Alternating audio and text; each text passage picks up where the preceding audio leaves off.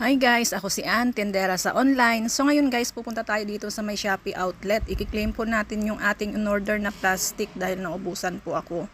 At nang makapag-start na po tayo magbalot ng ating mga napa-order. So ayan, lagay muna natin yung ating cellphone number para makuha natin yung ticket natin. Para mai-prepare na rin ng tendera yung yung ating parcel.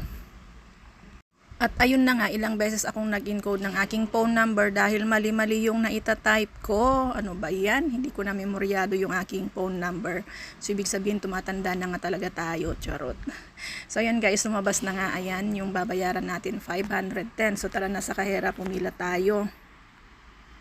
Pero, syempre, kailangan muna nating palabasin yung nauna doon dahil ang dami pa nilang mga dyan, hindi pa nila naiayos yung mga dumating ng mga parcel. Ewan ko ba yan kung in or out nila yung mga yan ang